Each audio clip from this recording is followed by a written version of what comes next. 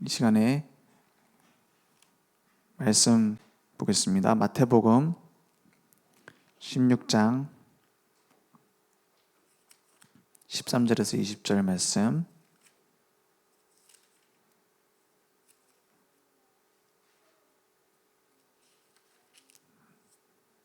제가 한 절, 여러분이 한 절 교독하겠습니다.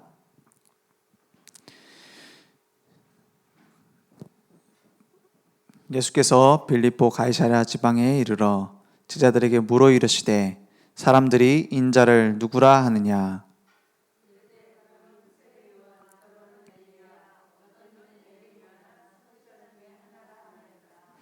이르시되 너희는 나를 누구라 하느냐?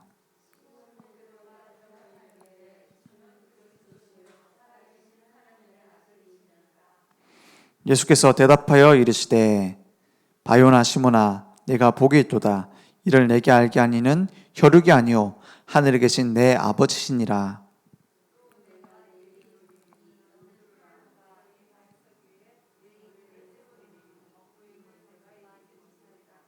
(19절) (20절) 같이 읽겠습니다. 내가 천국 열쇠를 내게 주리니 내가 땅에서 무엇이든지 매면 하늘에서도 매일 것이요 내가 땅에서 무엇이든지 풀면 하늘에서도 풀리리라 하시고 이에 제자들에게 경고하사 자기가 그리스도인 것을 아무에게도 이르지 말라 하시니라. 아멘. 이때 이후로 21절에 보면 비로소 고난을 받고 죽임을 당하고 제3일에 살아날 것을 말씀하셨다고 했어요. 그래서 이때부터 본론이 시작됐습니다. 오늘 말씀 제목은 본질을 회복하는 제자입니다.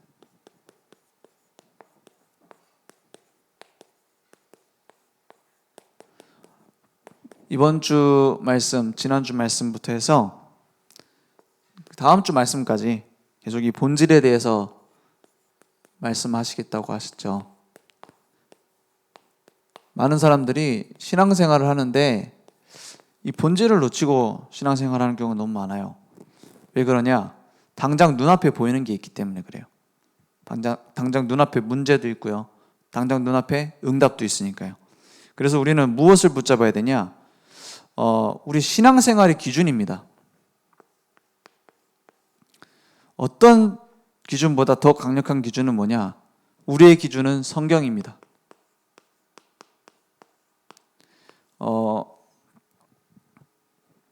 성경보다 무엇인가를 더 강조한다면 그것은 실수하는 겁니다.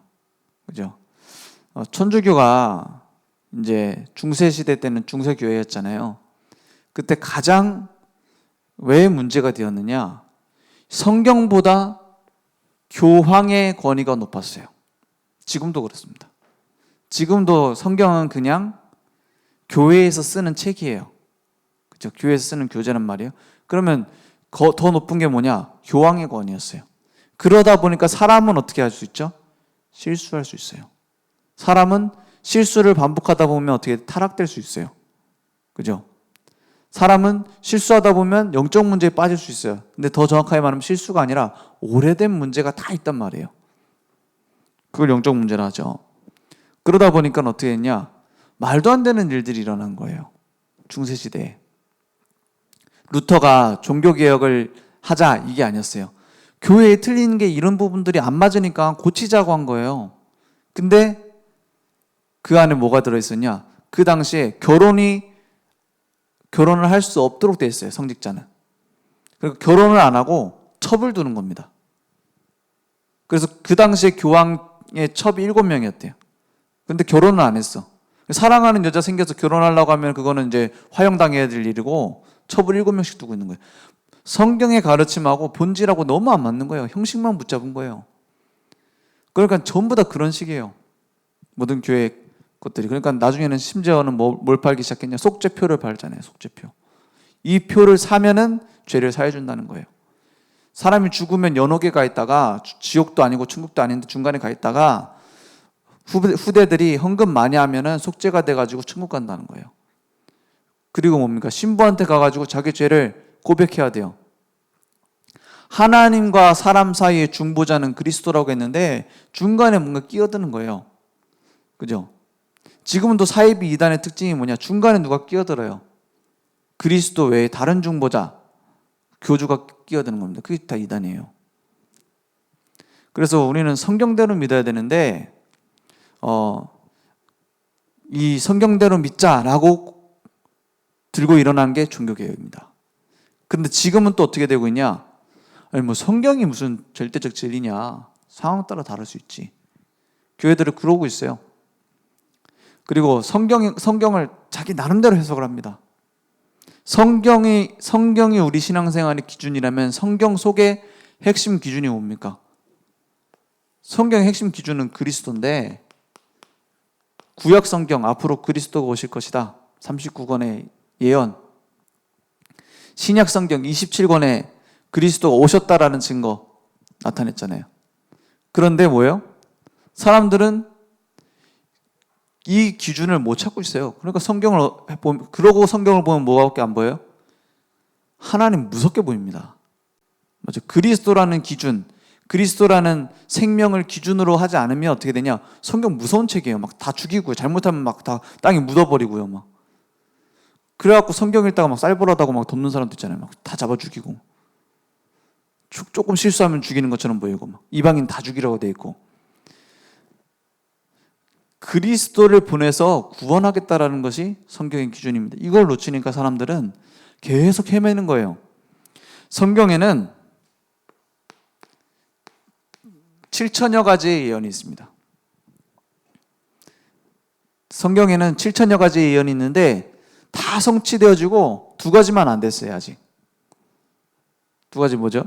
예수님이 다시 오신다는 거하고 천국이 임한다는 거. 두 개 빼고는 다 성취됐습니다. 이 정도면 통계학적으로도 좀 믿어야 되지 않겠습니까? 성경을. 성경은 말도 안 되는 책이라고 해갖고 많은 사람들이 없어질 거라고 했는데 지금까지도 베스트셀러예요. 왜요? 교회에서 선물해 주니까? 아니에요. 사람들은 뭔가 찾기 위해서. 스님들도 책장에 가면 성경이 있어요. 왜 그래요? 다른 사람이 비교할 수 없는 탁월한 책이니까요. 맞죠?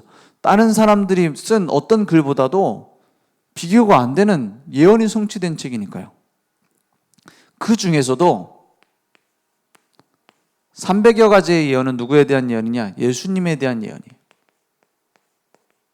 앞으로 오실 그리스도는 이렇게 오실 것이다. 300여 가지 예언이 되어 있어요. 그런 이 예언이 성취되어지려 함이라라는 말이 마태복음에 계속 나옵니다. 왜 마태복음에 유독 그 말이 많이 나오냐? 마태복음은 유대인들을 대상으로 쓰여진 책이거든요. 마가복음은 뭐죠? 로마 사람들에게 대상으로 쓰여진 책이에요. 그래서 마가복음에는 치유에 대한 메시지가 많이 나오는 겁니다. 능력에 대한 메시지가 많이 나오는 거예요. 간단하면서도. 이 300여 가지 예언이 성취되어진 게 예수 그리스도의 생이었습니다. 이 말씀은 그냥 지나가는 말씀이 아니라 살아있는 말씀이에요. 지금도 살아있는 어떤 말씀이요? 창조의 말씀. 재창조의 말씀입니다. 히브리서 4장 12절에서 16절 한번 같이 보겠는데요. 한번 찾아볼 수 있나요? 히브리서 4장 12절에서 16절에 보면은 이렇게 말씀하고 있어요. 12절에 하나님의 말씀은 살아있고 활력이 있어 좌우의 날선 어떤 검보다도 예리하여 혼과 영과 및 관절과 골수를 찔러 쪼개기까지 하며 또 마음의 생각과 뜻을 판단하나니 했어요. 성경 말씀, 하나님의 말씀이 복음이 중심된 말씀이 심겨지면 어떻게 되죠? 살아 움직이는 말씀인데 좌우의 날선 어떤 것보다도 예리하대요. 이 칼이 어느 정도 예리하냐? 혼과 영과 관절과 골수 모든 육신도 말합니다. 모든 육신도 치유하는 거예요. 혼을 치유하고 영을 치유하고 육신을 치유하고 마음과 생각을 치유하는 것은 누구의 칼로만 되냐? 하나님의 말씀의 칼. 그죠? 하나님의 말씀의 칼. 그러니까는 날카로운 칼이 미치광이 손에 들리면 그건 살인검이 됩니다. 최고의 의사의 손에 들렸다. 그럼 뭐가 돼요? 사람 살리는 칼이 돼요. 그죠? 모든 걸 수술하는 칼이 돼요. 복음 중심으로 말씀을 붙잡으면 모든 것이 치유됩니다. 율법주의자의 손에 잡히면 어떻게 돼요? 율법주의자의 손에 잡히면 다 잘려 죽여야 돼요. 그죠? 복음의 능력 속에, 복음의 기준으로 말씀을 붙잡으면 모든 걸 살리게 됩니다. 13절에는 지으신 것이 하나도 그 앞에, 말씀 앞에 나타나지 않음이 없고 우리의 결산을 받으실 이에 눈앞에 만물이 벌거벗은 것 같이 드러나느니라 했어요. 그래서 말씀 듣다가 기분 나쁘다. 그게 중요한 응답입니다. 그죠? 말씀 듣는데 막 찔리잖아요. 그게 중요한 응답이라니까요. 말씀 듣는데 내가 안 그래도 내가 게을른데 엊그제 말씀인가? 새벽 기도 때? 더 자자, 더 놀자. 그 말씀 나왔잖아요. 막 찔린다. 하나님 정확한 말씀이에요. 맞죠? 이게 내게 딱 담겨지는 시작이거든요. 말씀 듣다가 기쁠 수 있어요. 그래, 하나님 나에게 위로하시는구나. 그럴 수도 있고, 그것도 은혜 받은 거죠. 근데 더 큰 은혜 받은 건 뭐냐? 말씀 듣는데 막 찔리는 거예요. 그죠? 막 찔리면, 이거 나한테 하신 말씀 같다. 그게 중요한 응답입니다. 맞죠? 그게 치유의 시작이에요. 수술하려고 하면 어떻게 돼요? 아파요. 그죠? 수술하려면 아파야 돼요. 그죠? 마취해놓고 수술해도 나중에 아프잖아요. 말씀 제대로 받는 사람은 말씀 듣는데 아픈 마음도 듭니다. 처음에 14절에 보니까 그런데 그냥 아픈 게 아닙니다. 그러므로 우리에게 큰 대제사장이 계시니, 예수님이시죠. 승천하시니 곧 하나님의 아들 예수시라. 우리가 믿는 도리를 굳게 잡을지어다. 여기 믿는 도리라는 건 교리를 말하죠. 그 신앙을 말합니다. 그것을 붙잡을지어다. 큰 대제사장이 있다 이 말이에요. 우리는 사실 말씀에 찔려 죽어야 될 사람이에요. 그리스도가 없다면 우리는 다 죽어야 될 거잖아요. 죽어야 될 죄인이잖아요. 말씀을 주셔서 깨닫게 되는 거잖아요. 내가 죄인이구나. 그죠? 15절에 보니까 우리에게 있는 대제사장은 우리의 연약함을 동정하지 못하실 리가 아니요 모든 일에 우리와 똑같이 시험을 받으신 이로되 죄는 없으시니라 그랬어요. 여기서 동정이라는 거는 그냥 너 참 불쌍하구나 이런 게 아니에요. 여기서 말하는 동정은 뭐냐?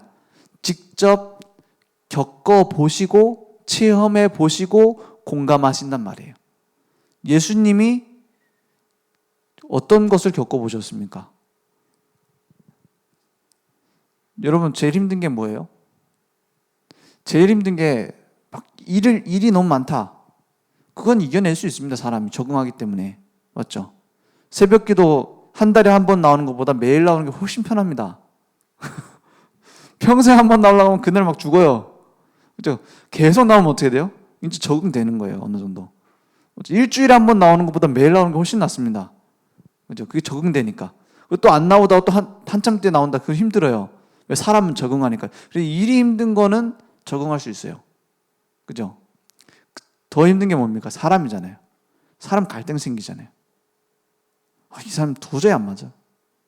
막 부부간에 안 맞으면 어떡합니까? 막 죽겠는 거예요. 그죠? 더 힘든 거 있습니다. 맞죠? 뭐가 힘들어요?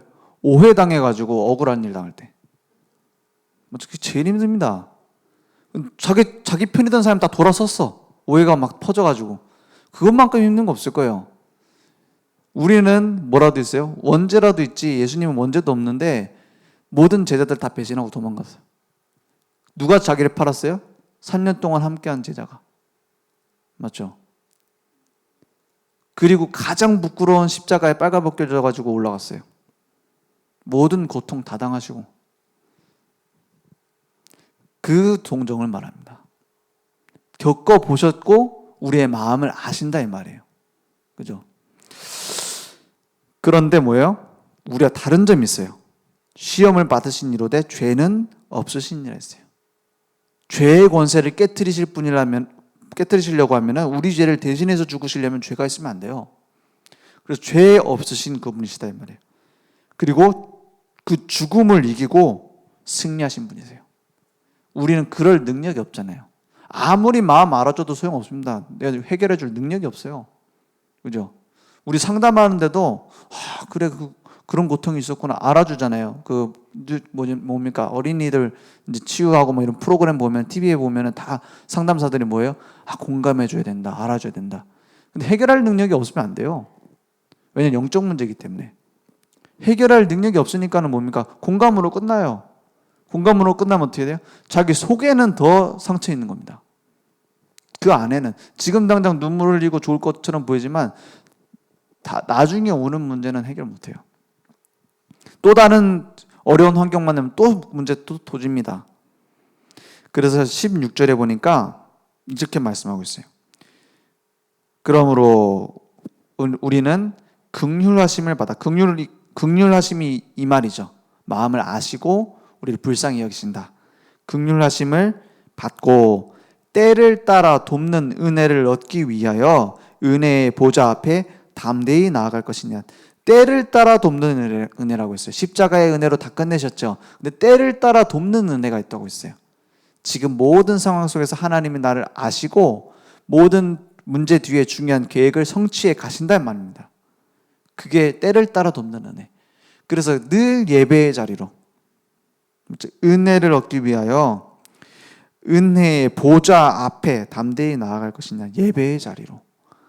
그건 단순히 교회 나온다 안 나온다를 넘어서는 얘기예요. 십자가 붙드는 겁니다. 어느 자리에 있든. 그러면서 말씀 듣기 원하는 자리로. 은혜 받는 자리로. 그래서 교회로 우리가 혼자 기도하는 자리로 이렇게 오게 되는 겁니다. 거기에 담대히 나아갈 것이니라 했어요. 왜냐 앞에 보시니까는 너무 우리에게 많은 문제가 있다 보니까는 뭐가 있어요? 16절이죠 지금. 담대히 나아갈 것이냐 이 말은 얼굴에 철판을 깔고 나온단 말이에요. 원래 언어적인 의미가 딱 뭡니까? 판을 깔고 나오라는 거예요. 왜냐? 그냥 그대로는 못 나가요. 그죠? 내 수준, 내 생각, 내 흉악한 내 속에 숨겨져 있는 동기 이거 갖고는 못 나와요. 나를 살리는 말씀입니다. 이 말씀이 얼마나 능력이 있느냐? 저는 믿어요. 물론 믿냐? 아무리 이상한 사람도 복음의 말씀 집중하면 치유될 수 있다고 믿어요. 그리고 아무리 문제 많고 연약한 사람도 그 사람 통해서 말씀이 들어가면 그 현장 살릴 수 있다고 생각해요. 그죠? 근데 문제는 뭐냐? 다른 걸 자꾸 붙잡아서 문제예요. 그걸 버리도록 하는 게 집중입니다. 그래서 사단은 어떻게 하냐? 사단의 제1 전략이 뭡니까? 사단은 언제나 복음 전하는 사람 핍박을 하도록 뒤에서 움직였어요. 근데 그 핍박 때문에 복음이 막힌 적은 단 한 번도 없습니다. 복음 전하는 사람을 방해합니다. 다른 사람을 통해서, 사건을 통해서. 그것 때문에 복음이 막힌 적은 단 한 번도 없습니다. 오히려 발판이 돼서 렘넌트들이 막 가는 길이 됐죠. 그죠? 사단이 아무리 방해해도 하나님의 능력을 이길 수는 없습니다. 그런데 한 번도 빠짐없이 역사를 보면 사단이 결국에는 복음이 없어지도록 승리했어요. 한 번도 빠짐없이 사단이 이겼다니까요. 아니 이게 어떻게 그럽니까? 하나님이 이기지. 중요한 건 뭐냐? 이긴 전략이 있어요. 그게 뭐예요? 복음보다 더 좋은 것을 주는 겁니다. 그게 뭡니까? 그게 세례 요한이에요.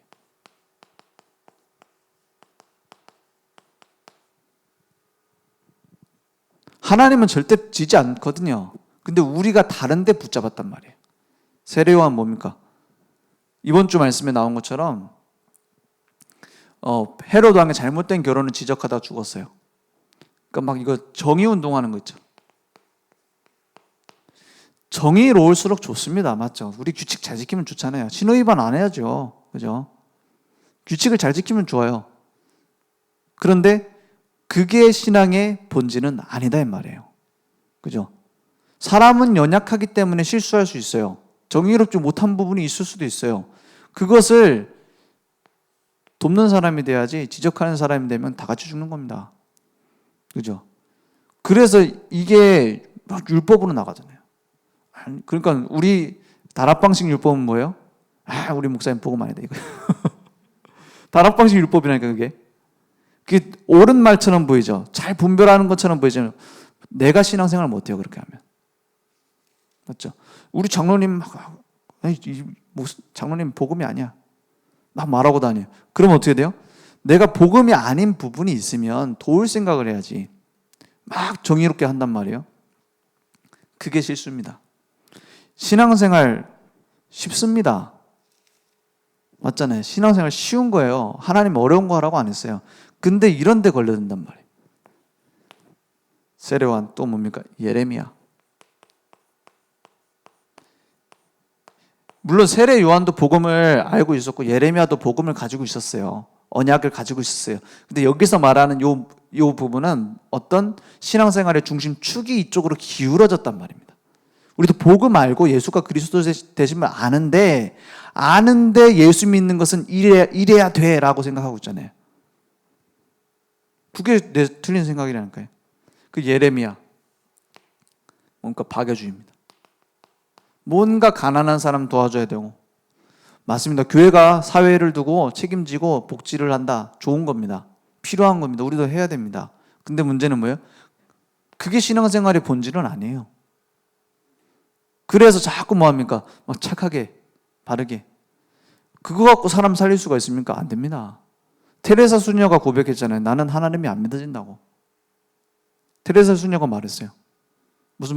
그러면서 무슨 운동을 했냐? 가난한 사람 도와주는 운동을 했는데 가난한 사람을 진짜로 도울 수 없어요. 왜? 그 중심을 못 바꿔주니까요. 그러니까 뭐 어떤 식이냐? 가난한 걸 부끄럽게 생각하지 마세요. 물론 가난한 상황이 있는 것 자체를 부끄러워할 필요는 없죠. 근데 뭐라고요? 당신들이 가난함으로 부자들이 여러분을 위해서 선행을 할 수 있는 겁니다. 그들도 천국 갈 수 있도록 선행할 수 있는 겁니다. 이렇게 가르쳤어요. 계속 가난해도 되는 거예요. 우리가 가난한 상황이 있습니다. 그럼 어떻게 하면 돼요? 가난한 걸 부끄러워할 필요는 없어요. 그런데 경제를 두고 어떻게 우리가 그럼 하나님 원하는 경제를 준비할까? 우리가 이 무능한 것을 어떻게 해결할 수 있을까? 복음으로 치유받아야겠구나. 이래야 될 건데 답이 없는 거예요. 맞죠? 박애를 가지고는 살릴 수 없습니다. 좋은 것이지만 안 돼요. 그러니까 엘리야입니다. 열심히 특심이었어요. 엘리야. 그게 색깔입니다. 막 열심히 해서 체험하고 열심히 해서 응답받고 기도해서 응답받고 하나님이 원하시는 계획인지 아닌지는 상관없어요. 내가 체험해야 돼. 맞죠? 그러니까 열심히 하니까 뭐가 나올 수밖에 없어요. 신비주의입니다. 이 신비 자체는 하나님이 신비하신 분이잖아요. 우리도 막 복음 전하다 보면 신비한 일이 일어날 수 있거든요. 막 병이 고쳐진다든지 아니면 뭐 하나님의 능력이 나타난다든지 이럴 수 있거든요. 하나님 막 특별하게 사람을 만나게 하신다든지 신비한 일 아닙니까? 하나님이 인도하신 자체가. 근데 그것을 자꾸 육신적으로 체험하려고 하는 거예요. 내 기준으로 담으려고. 내 기준이랑 그 속에 하나님의 능력을 가두려고. 그게 신비주의입니다. 열심히 믿는 것처럼 보여요. 그래서 복음이 정확하지 않은 교회에서 열심히 믿으려는 사람들 대부분 신비를 합니다. 막 뭔가 예언 받고 은사 받고 여기다 기준을 둬요. 성경 말씀이 없는 중심되지 않은 특별한 능력은 나중에 흔들릴 수 있습니다. 심지어는 뭡니까? 복음이 확실하지 않은 사람 막 상계도 계속하고 막 이런 신비주의 계속하다 보면 귀신 들리는 경우도 있잖아요. 왜? 구원이 정확하게 이해 안 되니까. 그래서 무당들 이거 하다가 많이 오잖아요. 그래서 사람들이 이렇게 봤어요. 선지자 중에 하나.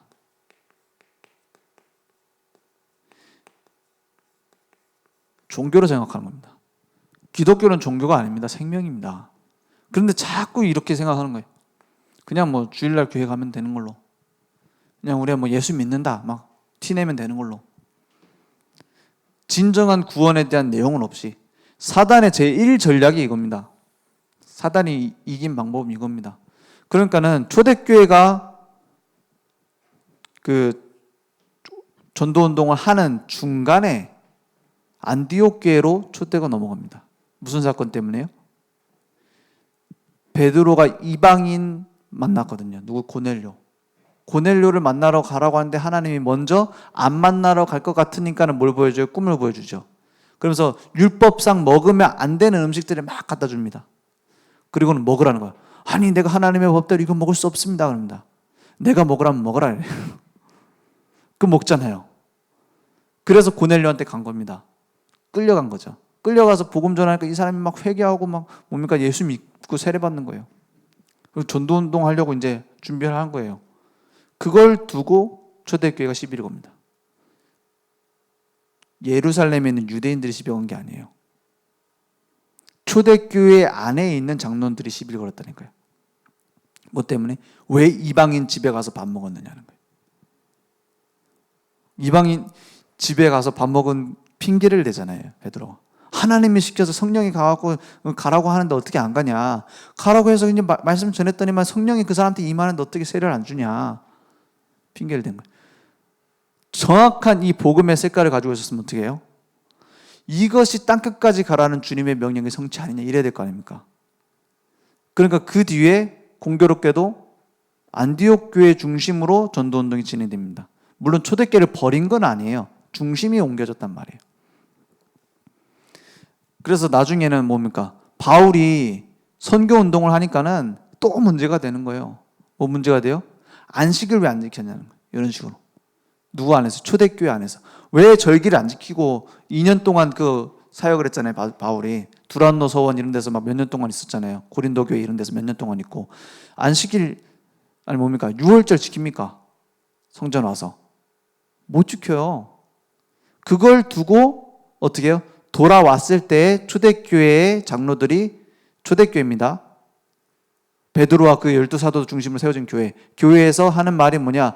너 그동안 절기를 못 지켰으니까 정결 예식을 행해라.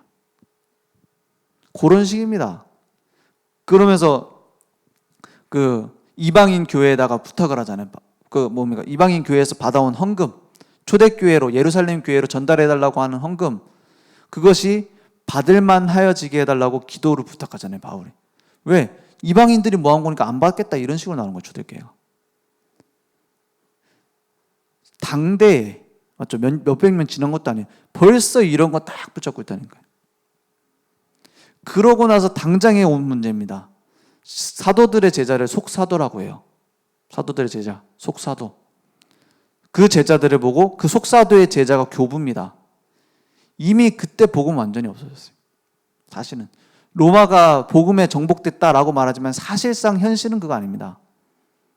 복음은 0.1%도 안 돼요. 그 당시 대부분 뭐였냐면 이거였어요. 교부라고 하는 오리겐 같은 사람, 자기는 뭡니까? 성욕의 그 노예가 되지 않겠다 해서 자기 성기를 절단하잖아요. 그런데 사람들은 그걸 보고 존경합니다. 왜? 이런 거에 딱 부합하거든요. 예수 믿지 않아도 구원받는다라고 벌써 그때부터 말한 건 아니었어요. 근데 어떤 논리가 있었냐? 예수 믿는다라는 것을 행위로 입증해야 돼 라는 말이 있었어요. 제 행실을 보니까 예수 믿는 게 아니네, 요 말이 있었다니까요. 지금도 교회 비슷해요. 보니까는 저 구원 못 받은 것 같아. 행실이 영 아니야. 이걸 가지고 얘기하니까는 누굴 뽑을 수밖에 없어요? 행실 똑바로 된 사람을 지도자로 뽑을 수밖에 없는 거예요.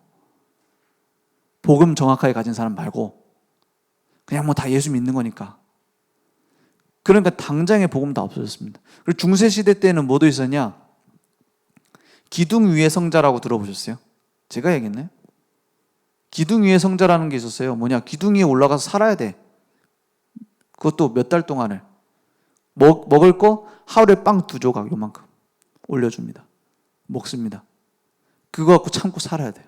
그거 씻으면 안 돼. 씻으면은 뭐예요? 자기 그 고행이 아니잖아요. 고행하는 동안 다 씻으면 안 돼요.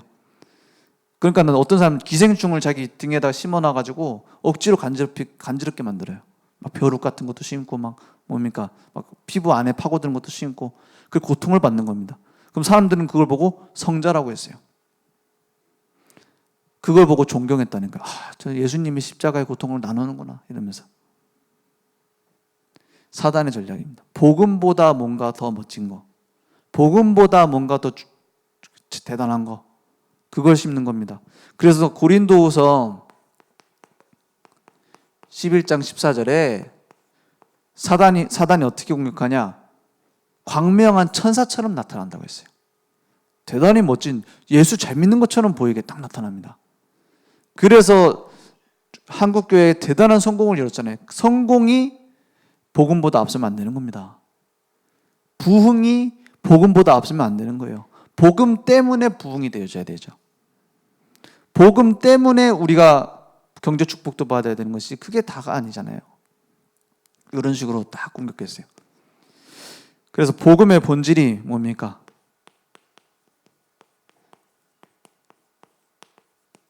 이 사단의 전략을 이길 수 있는 것은 복음밖에 없습니다. 로마서 1장 2절에서 4절 말씀에 한번 보겠습니다.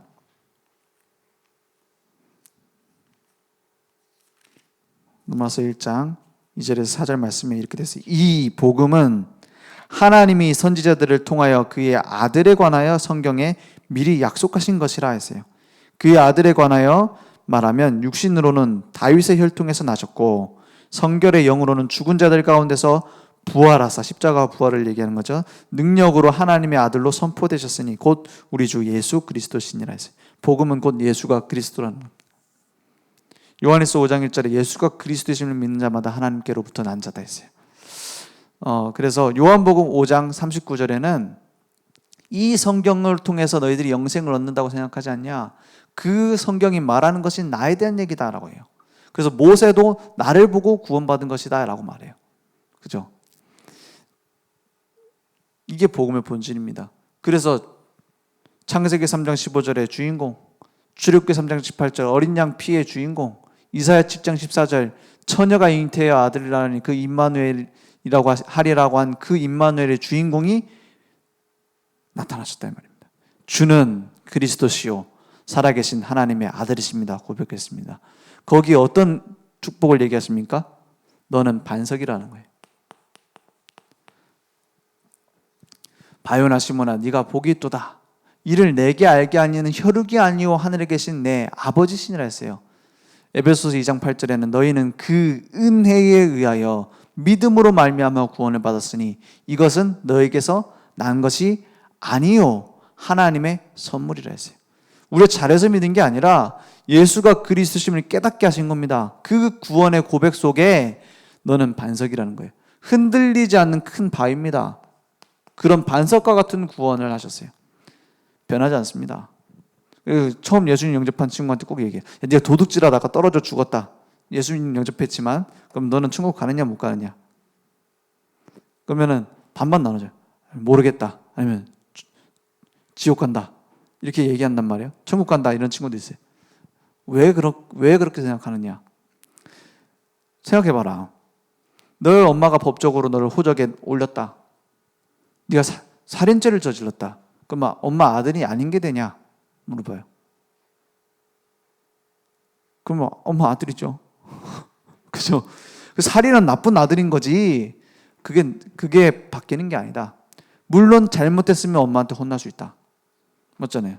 근데 그 엄마와 아들이라는 생명 관계는 바뀌지 않는 거다. 영접하는 그 순간, 하나님 자녀 되는 그 순간 변하지 않는 반석 구원. 틀린 길로 간다. 하나님 바로 잡아주실 것이다. 틀린 길로 가야 되는 건 아니잖아요. 구원받았다고 해서 지옥 안 간다고 해서. 맞죠? 이 땅에서 하나님한테 혼날 수 있지. 그죠? 하나님 혼내는 방법 여러 가지입니다. 그죠? 바로 될 수 있도록 사랑하시기 때문에. 그리고 뭐 합니까? 이 반석 위에, 이 구원 위에 뭘 세워요? 내 교회를 내가 세우겠다고 했어요. 예수님께서. 그걸 보고 전도라고 하잖아요. 교회를 내가 세우겠다고 했어요. 전도는 그래서 되어지는 거죠. 그래서 음부의 권세가 너희를 공격하는데 싸워 이겨라 이렇게 말하지 않았어요. 너희를 이기지 못하리라 했어요. 상대가 안 되는 겁니다. 그러니까 사단은 이길 수 있는 방법이 없으니까 속이는 겁니다. 그죠? 사단이 어떻게 하나님을 이깁니까? 어둠이 빛을 이깁니까? 못 이기죠. 그런데 뭐예요? 어둠 가운데로 거하도록 속이는 거예요. 맞죠? 빛을 전달하지 못하도록 속이는 거예요. 더 좋은 걸 줘서. 그것만 주의하면 돼요. 그래서 우리에게 뭘 주셨습니까? 천국 열쇠를 주셨습니다. 천국 열쇠, 보좌의 축복. 하나님의 보좌에 통하는 축복. 출애굽할 때 10가지 기적이 일어났습니다. 보좌의 축복. 가는 발걸음마다 광야길을 가는데 불기둥, 구름기둥이 지켰습니다. 보좌의 축복. 맞죠? 지금도 주님이 동행하시면서 지키십니다.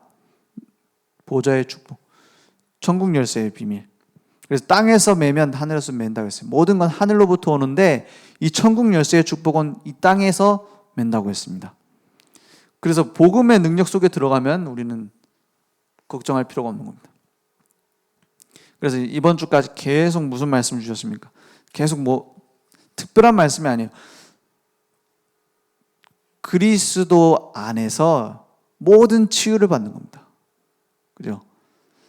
우리에게 그래서 하나님 요구하시는 게 뭡니까? 이 복음의 본질 속으로 들어가면 살아나는 게 교회입니다. 이 교회의 본질을 회복하면 사실은 응답은 다 오게 돼 있어요. 왜냐? 교회의 응답을 회복하는 것이 예배의 축복의 회복이기 때문에. 그래서 형제들하고 싸우고 나서 예배드리러 오지 말라잖아요. 그건 예배드리러 오지 말란 말이 아니에요. 그거를 복음의 눈으로 보고 와야 예배가 된다 이 말입니다. 교회 안에 원수가 있다, 막 내가 가고 억지로 막 앉아 있다, 예배 안 됩니다. 그건 예배가 아닙니다. 용서하고 와야 돼요. 그건 용서를 내 힘으로 하라는 말이 아니에요. 이 복음의 본질을 회복하면 이해되게 되다니까요. 그죠? 교회의 본질을 회복하는 축복. 어떤 것이 교회의 본질입니까? 하나님이 나와 함께 하시는 축복. 믿습니다. 어떻게 나와 함께 하십니까? 피제사의 축복으로 성막, 그리고 말씀으로 내게 성취하십니다. 회막. 그것이 나의 현실에 성취되어집니다. 장막. 그리고 나와만 함께 하시는 것이 아니라 임마누엘로 함께 하십니다. 우리와 함께. 그래서 우리는 어떻게 함께 할 수 있습니까? 100명 모이면 100명 다 다는 소리예요. 10명 여기 모이잖아요. 그럼 10명 다 다는 소리 합니다. 다 자기 주장이 있어요. 예수 믿는 건 이래야 된다는 생각이 다 있어요. 그거 갖고는 안 됩니다. 임마누엘. 하나님이 우리와 함께 하시기 때문에 뭐예요? 원 메시지로. 그리고 뭡니까? 원 마인드로 가게 되는 겁니다. 메시지가 같으면 같은 마음으로 가게 돼요. 그러니까 뭡니까? 같은 그림을 그리게 되고 같은 결단을 하게 됩니다. 이거 갖고 포럼하게 되는 거죠. 이게 임마누엘입니다. 교회 안에서 이런 포럼들이 계속 일어나야 돼요. 메시지를 붙잡고 하나님이 응답하신 거, 우리가 어디다 중심을 담아야 될지, 어떤 그림을 그리고 우리 교회가 내 현장에 성취되어질지, 그걸 두고 결단하는 겁니다. 그래서 결국에는 모든 것이 합쳐서 우리에게 있는 사건, 문제, 사람 다 합쳐서 하나님의 계획이 이루어진다는 거예요. 이게 교회입니다. 교회는 그래서 천국이에요. 천국에 뭐가 없어요? 쓰레기통이 없대요. 왜? 버릴 사람이 없어요. 하나님은 완벽한 계획을 갖고 인도하십니다. 하나님의 언약의 여정에 필요 없는 사람이었으면 하나님 다 불러갔어요. 그죠? 하나님이 가장 필요로 하시기 때문에 만나게 하신 겁니다. 심지어는 불신자도 하나님의 계획 때문에 만나게 하신 거예요. 내 가정에 있는 불신자, 내 현장에 있는 불신자, 내 현장에서 괴롭히는 사람, 핍박하는 사람 다 합쳐서 하나님의 계획을 이룹니다. 그게 교회입니다. 그래서 우리 교회의 중요한 응답이 계속 올 겁니다. 지금 이제 3월 이제 광고 나가겠지만은 집중 새벽 기도를 할 거예요. 목사님 지금 일정을 잡아 놓으셨고 광고에도 지금 올라와 있죠. 그냥 언제부터 집중 새벽 기도입니다. 되면 오고, 아니면 막 집중 새벽 기도 아니면 열심히 하자 하고 오고, 그런 말이 아니에요. 중요한 언약을 붙잡고 이렇게 결단하는 겁니다. 그래서 교회 와도 되고, 물론 집에서 그냥 틀어놓고 자지 말고 틀어놓고 잔대 자꾸 그러지 말고 진짜 집중해 보세요. 그래서 저는 이걸 어떻게 그러면 함께 적용할 수 있을까? 지금 초등부와 아침에 몇 시에 일어날 수 있을까? 랩런트들 몇 시에 깨워야 될까? 7시 반? 좀 생각하고 있어요. 엄마들하고도 얘기를 해봐야 되고. 근데 같이 흐름을 타야 된단 말이에요. 맞죠? 그래, 그게 캠프입니다. 이것에 내가 어떤 상관이 있을지 찾으면 응답이 보여요. 근데 저게 남의 응답이라고 생각하면 상관없는 게 되는 겁니다. 이 집중 새벽 기도 때 나와 어떤 상관이 있을까? 그럼 내가 가지고 있는 현장과 내가 만나고 있는 사람과 어떤 상관이 있을까? 요거 찾으면 응답이 무궁무진 오거든요. 그러면 우리 렘넌트들 같이 집중, 새벽은 뭐 5시 반에 못 일어난다 그러면 한 7시에 모이자. 이렇게 할 수도 있는 거고. 이런 식으로 내가 적용을 해보는 겁니다. 그러면서 지금 올해부터 좀 새롭게 되는 게 치유 서밋 학교입니다. 렘넌트들 치유 서밋 학교죠. 이제 그러니까 렘넌트 서밋국 중심으로 좀 많이 모든 부서가 함께 가는 방향으로 갈 거예요. 이제 그렇게 되기 위해서 이번 주 모임을 했었죠. 요 속에서 나와 어떤 상관이 있을지를 못 찾으면 지나가는 얘기예요. 그죠? 이 응답과 내가 어떤 상관이 있을지, 나의 미래, 우리 후대들과 어떤 상관이 있을지 못 찾으면 그 모든 응답을 놓치는 거죠. 그리고 이번 오는 주일에는 강남로에 재직 수련회입니다.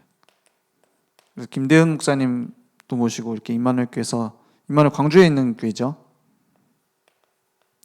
수련회하는데 이 광고를 왜 적어놓냐?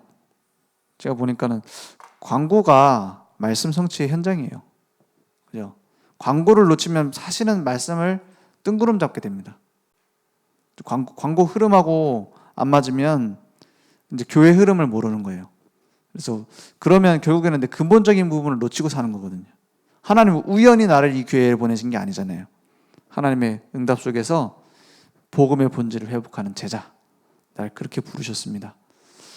그게 치우치지 않는다는 말은 오직 복음만 붙잡는 거예요. 복음을 한마디로 말하면 뭐라고 말할 수 있을까요? 복음은 생명입니다. 살리는 거예요. 내가 살아났고 사람을 살리는 겁니다. 오늘 그 복음의 눈으로 제일 원수되는 사람을 살리세요. 그게 응답입니다. 제일 복음 안 받을 것 같은 사람 제일 잘 믿을 수 있습니다. 전 그런 경우 많이 봤어요. 제일 안 믿을 것 같고 난 절대 안 믿는다 이런 사람이 잘 믿는 경우 많아요. 왜냐, 절대 안 믿는다는 데는 중요한 이유가 있는 거거든요. 그러니까 우리는 자꾸 틀린 눈으로 볼 수 있어요. 저 사람 절대 안 돼. 절대 안 될 인간이 나잖아요, 사실. 구원하셨잖아요. 오늘 그 축복 속에 나를 발견하는, 복음으로 모든 것을 발견하는 시작되기 원합니다.